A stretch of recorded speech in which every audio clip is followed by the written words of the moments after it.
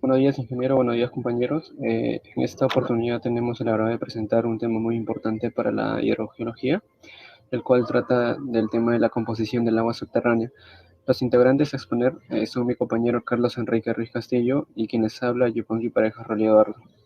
Como introducción debemos de tener en cuenta algunos aspectos generales, como qué son las aguas subterráneas y por qué es importante conocer su composición.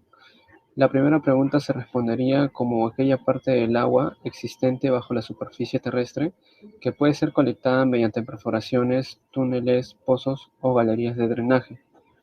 Lo otro sería saber por qué es importante conocer su composición. Bueno, se considera de gran importancia ya que de esto dependerá si puede ser utilizado en diferentes rubros, ¿no? Tanto el uso público, doméstico, de riego o para la industria, ¿no?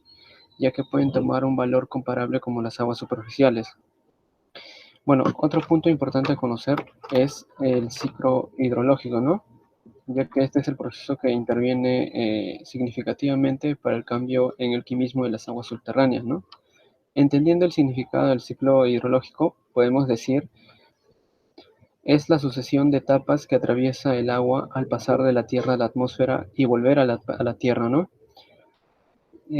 Bueno, este proceso involucra lo que es el transporte recirculatorio e indefinido, lo cual trata de que el sol, que proporciona la energía, va a elevar el agua, el cual sería llamado como evaporación, y lo otro sería lo que es la gravedad terrestre, ¿no? Que hace que el agua condensada descienda en forma de precipitación o escurrimiento, ¿no? Bueno, en este gráfico podemos ver y detallar algunos términos, ¿no? Que son importantes, los cuales ocurren en el ciclo, ¿no? Uno de ellos sería la precipitación del agua condensada, lo otro sería la infiltración, el cual sería el proceso del paso del agua a través de la superficie del suelo hacia el interior de la tierra, ¿no? Este concepto debemos de distinguirlo con la percolación, ya que la percolación se entiende como el movimiento del agua dentro del suelo, ¿no? Y ambos fenómenos se encuentran relacionados, puesto que la infiltración no puede continuar libremente hasta que la percolación haya removido el agua de las capas superiores al suelo, ¿no?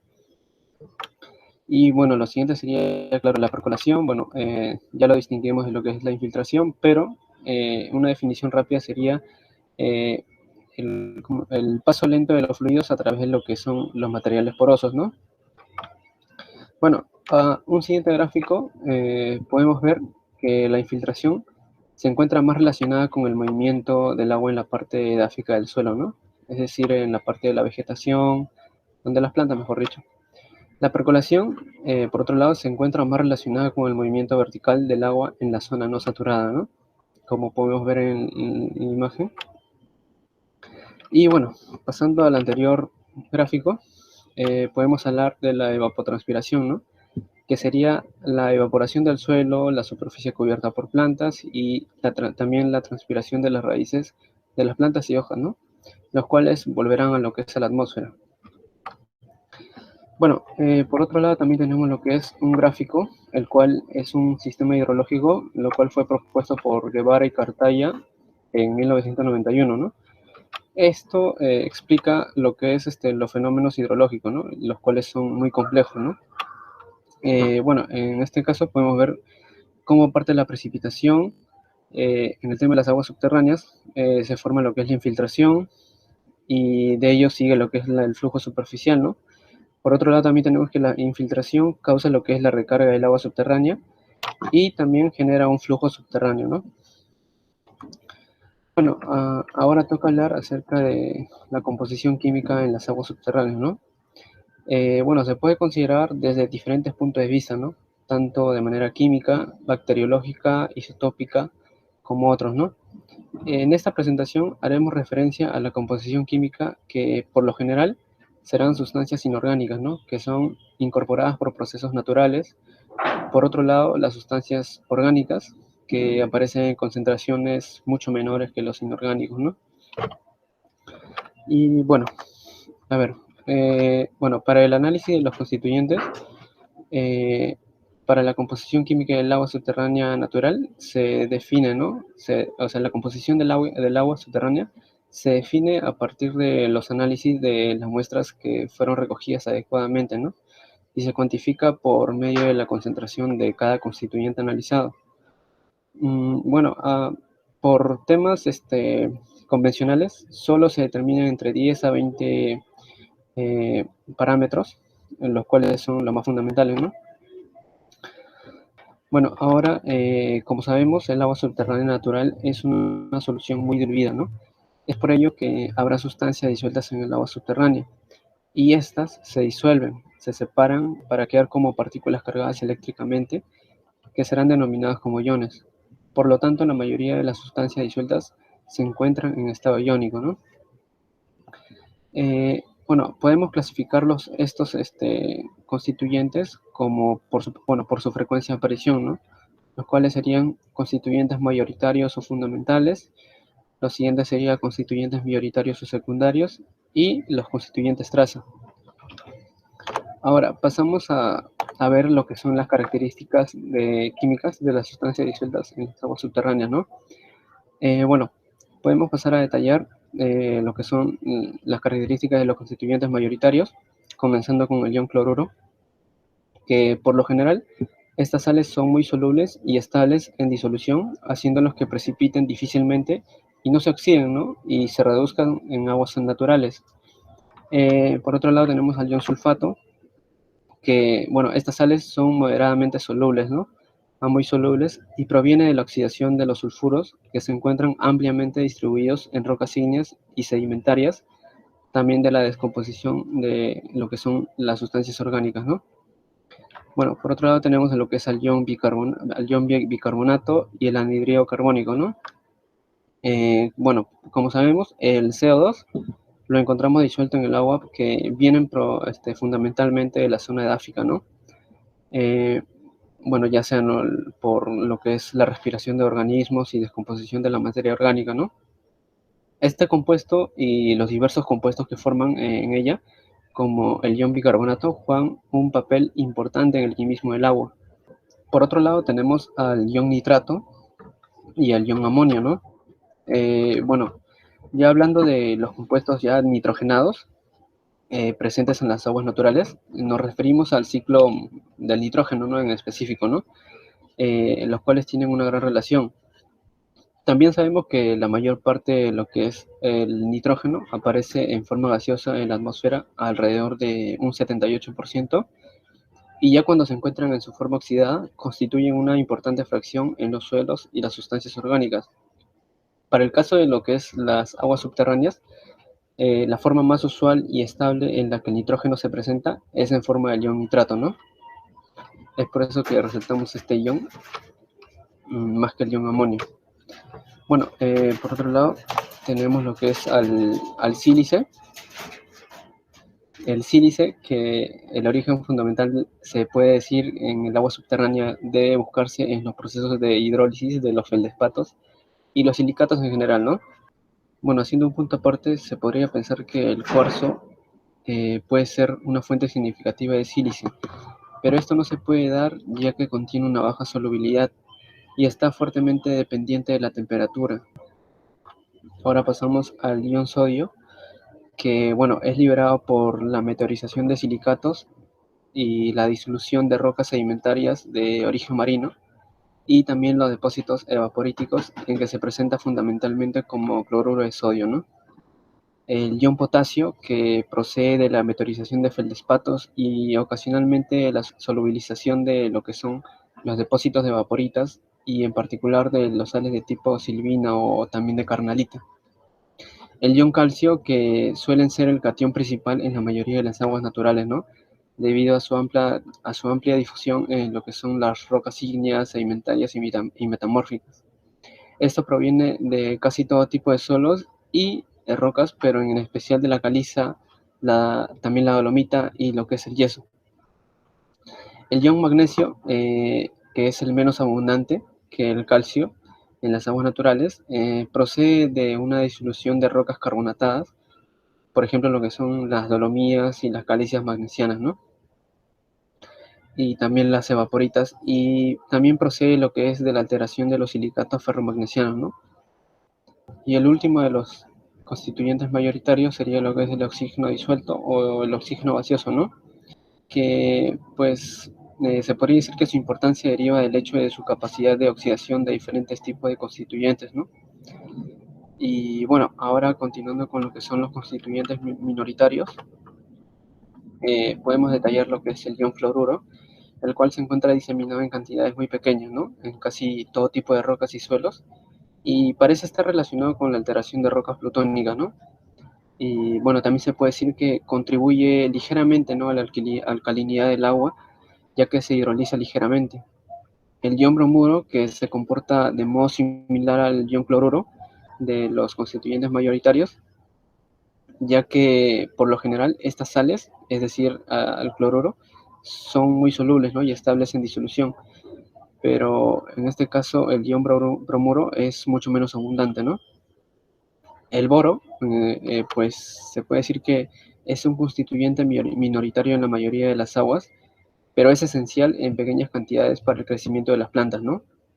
El ion fosfato, que al igual que el nitrato, se puede decir que es un nutriente esencial para las plantas, ¿no? Pero se encuentra en concentraciones mucho menores. El hierro, que es un elemento esencial para lo que es el metabolismo de animales y plantas, y en aguas subterráneas suele encontrarse en forma de hierro más 2, aunque a veces también puede presentarse como hierro más 3. Y ahora el manganeso, que se dice que es esencial para el metabolismo de las plantas, ¿no? Y se encuentra en concentraciones inferiores a lo que es el hierro. Bueno, ahora pasamos a detallar lo que son las características físico-químicas del agua subterránea natural, ¿no? Que como consecuencia de su composición química y de acciones naturales externas, van a presentar una serie de propiedades, ¿no?, o características físico-químicas, como por ejemplo, los más resaltantes se podría decir, o las más representativas, son la temperatura, la conductividad, el pH, su alcalinidad y también la dureza. Bueno, la temperatura en las aguas subterráneas se dice que es muy poco variable, ¿no? Y se puede decir que es un parámetro importante en lo que se refiere al control de la composición química de las aguas. Por otro lado, la conductividad se da como consecuencia de su contenido iónico, el cual se hace conductora de la electricidad, ¿no? A medida que la concentración iónica va aumentando, también va a aumentar lo que es el límite de conductividad o capacidad de un agua para conducir la corriente eléctrica, mejor dicho.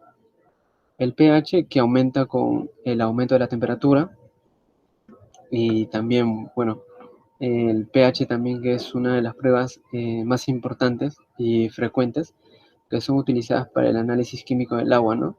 Ya que se utiliza para la determinación de lo que es alcalinidad y el CO2. Ahora, la alcalinidad en el agua se determina por su capacidad para neutralizar los ácidos, ¿no?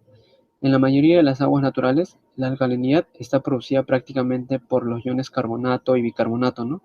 Aunque en ocasiones otros ácidos débiles como el ácido silícico o el fosfórico o el bórico son ácidos orgánicos que pueden contribuir de forma notable al desarrollo de esta propiedad, ¿no? Y es aquí que entrarían a tallar los términos TA y TAC. La primera, que se refiere al título alcalimétrico, y vendría a ser cuando la alcalinidad es debida a carbonatos y bicarbonatos solamente, ¿no? Y la segunda, que sería la alcalinidad, que incluye, aparte de lo antes mencionado, ahora se comentaría lo que es a los hidróxidos, ¿no? Y se representan por el TAC, que sería el título alcalimétrico completo. Por último tenemos a la dureza, lo cual en las aguas subterráneas se puede explicar por las formaciones geológicas en donde han surgido el agua. Y actualmente la dureza total se define como la suma de las concentraciones de lo que es el calcio y el magnesio, ¿no? Ambos que son expresados en forma de carbonatos, ¿no? Como el carbonato de calcio y el carbonato de magnesio. Y bueno, ahora le doy el pase a mi compañero Carlos, que va a pasar a explicar sobre cómo se incorporan estos constituyentes a las aguas subterráneas. Buenos días, profesor y compañeros. El día de hoy les voy a hablar sobre la incorporación de los constituyentes a las aguas subterráneas. En primer lugar, voy a hablar sobre los ámbitos de incorporación. Hay que tener en cuenta que dentro del ciclo hidrológico pueden distinguirse a grandes rasgos tres sistemas o ámbitos en el que el agua adquiere y ve modificando su quimismo, los cuales vendrían a ser la atmósfera, la zona no saturada y la zona saturada. Con respecto a la atmósfera, hay que tener en cuenta que está constituida por gases como el nitrógeno, el oxígeno, el vapor de agua, dióxido de carbono, entre otros. También vamos a poder encontrar aerosoles, polvo atmosférico y sales de diversa procedencia, las cuales reaccionan con el agua de lluvia, la cual vendría a ser la principal fuente de recarga de los acuíferos, configurando así el quimismo del agua de infiltración. Ahora, con respecto a las áreas no contaminadas, el agua de lluvia va a presentar por lo general una débil mineralización y una ligera o moderada acidez, la cual va a estar entre un pH de 5 y 6. Y también vamos a encontrar un carácter oxidante y una gran capacidad de alterar los materiales con los cuales va a poder entrar en contacto.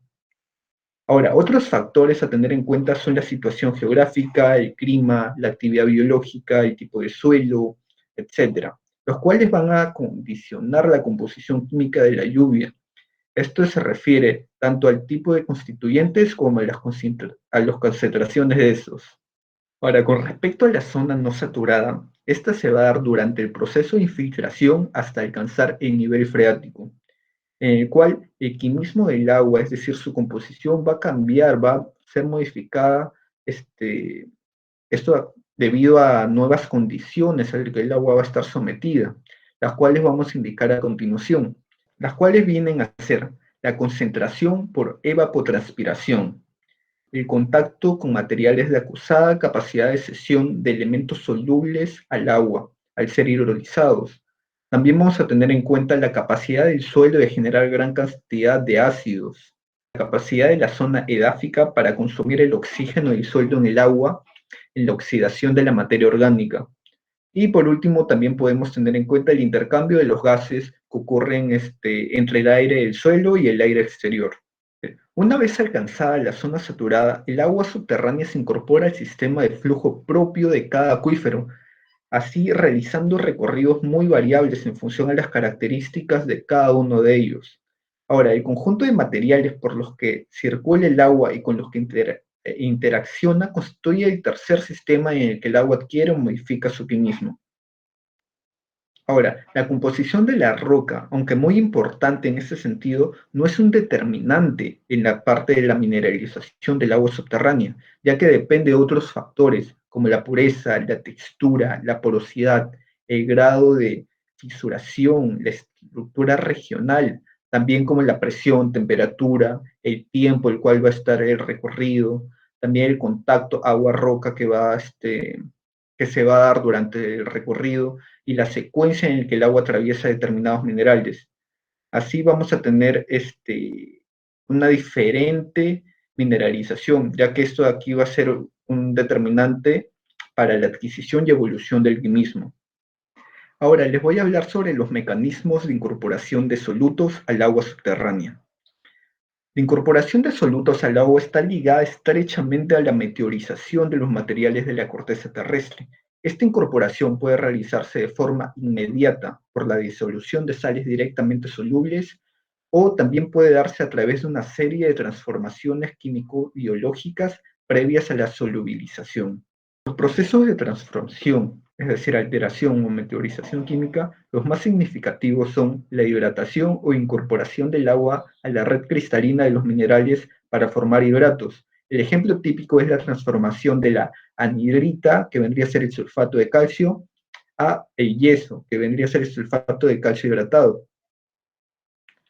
Otro mecanismo es la hidrólisis o descomposición de minerales bajo la acción de iones hidrógeno o hidroxilos procedentes de la descomposición del agua. Un ejemplo característico en este caso es la ionización de silicatos, que son relativamente insolubles, los cuales nos van a conducir a la solubilización de iones de sodio, potasio y calcio, entre otros, así también como la formación de minerales de la arcilla.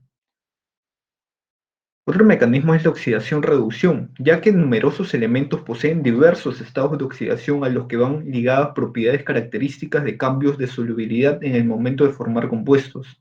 Las reacciones en las que conducen los cambios en el estado de oxidación pueden también facilitar entonces la solubilización de diferentes elementos.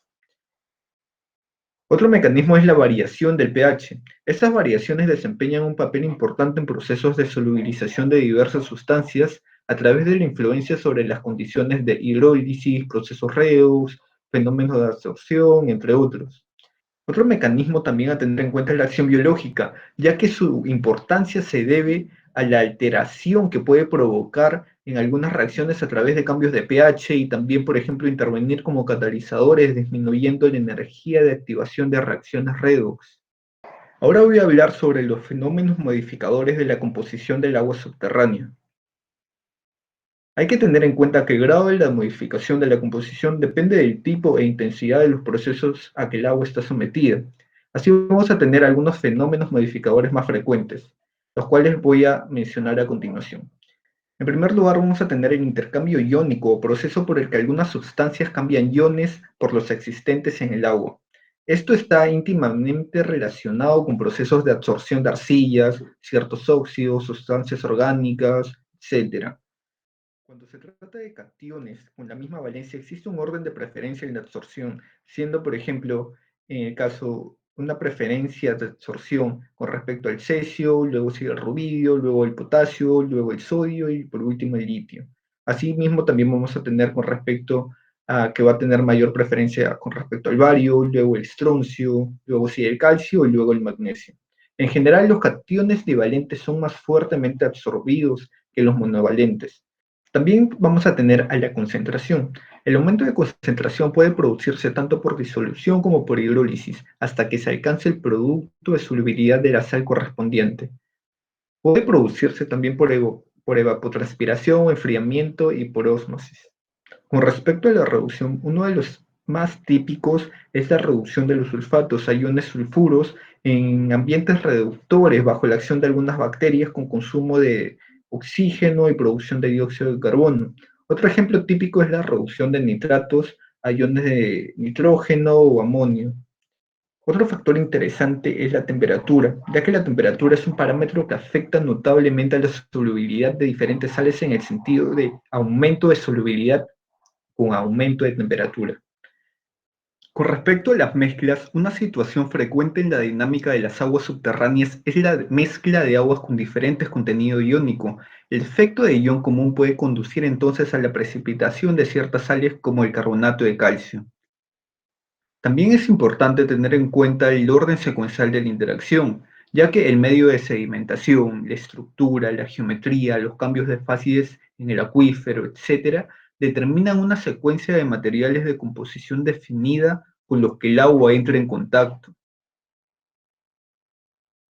Entonces podemos deducir claramente que la composición de las aguas subterráneas naturales representa una situación muy dinámica que cambia en el espacio y en el tiempo, cuya interpretación vendría a realizarse teniendo en cuenta la posible interacción de los procesos y los fenómenos que cité anteriormente.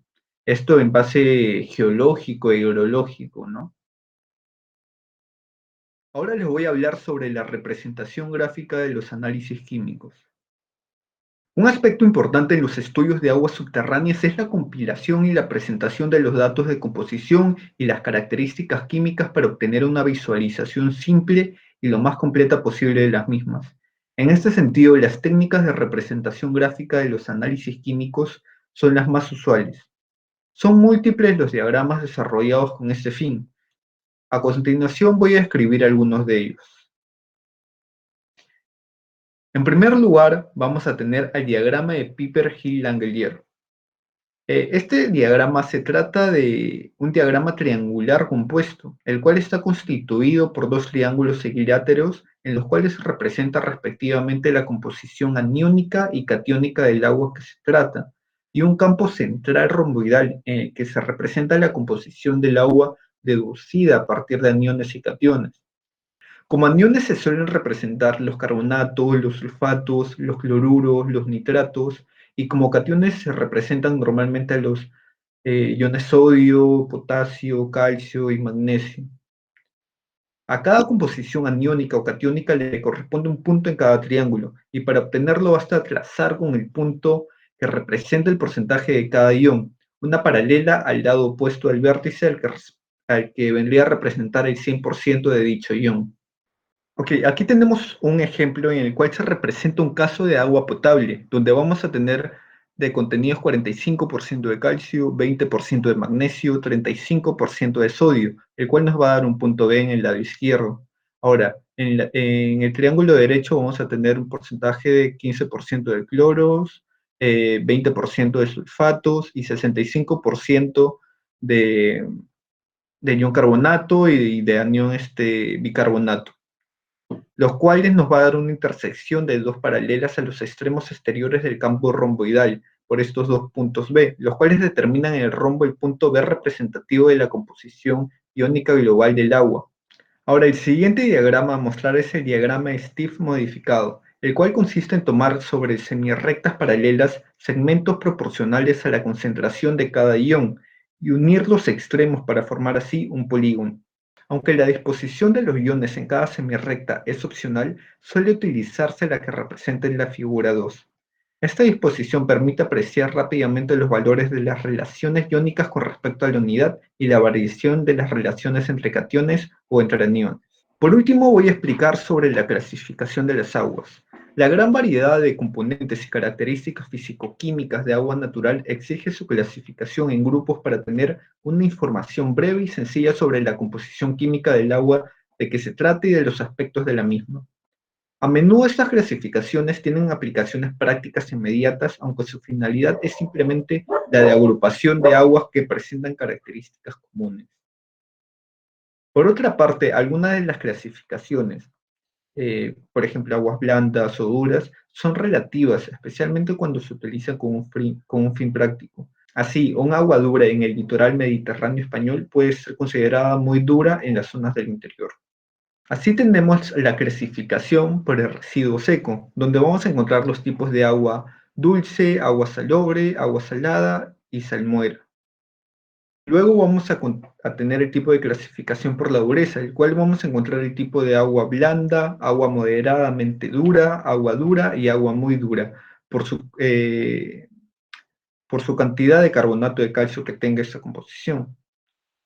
Ahora, también vamos a tener la clasificación por iones dominantes. Los criterios en este caso son múltiples y algunas de las clasificaciones resultantes son de poca aplicabilidad. En general suele nombrarse el agua por el anión o catión que sobrepasa el 50% de sus sumas respectivas. Y en caso de que ninguno supere el 50%, se nombran los dos más abundantes. Por último, como conclusiones, tenemos que es importante conocer qué procesos intervienen para entender cómo se lleva a cabo la influencia y el cambio del quimismo del agua subterránea. También respecto a la incorporación de los constituyentes tanto mayoritarios y minoritarios, se ha identificado diferentes ámbitos donde el agua adquirirá una modificación en su quimismo. 3. La composición de las aguas subterráneas naturales va a variar con respecto al espacio y tiempo de cada sistema y se deben tener en cuenta los diferentes mecanismos de incorporación de elementos para tener una buena interpretación. Y por último, los diagramas nos van a permitir caracterizar las aguas subterráneas con respecto a su composición química y así complementar nuestro análisis, aunque no toman todos los datos químicos, pues solo se basan en algunos parámetros.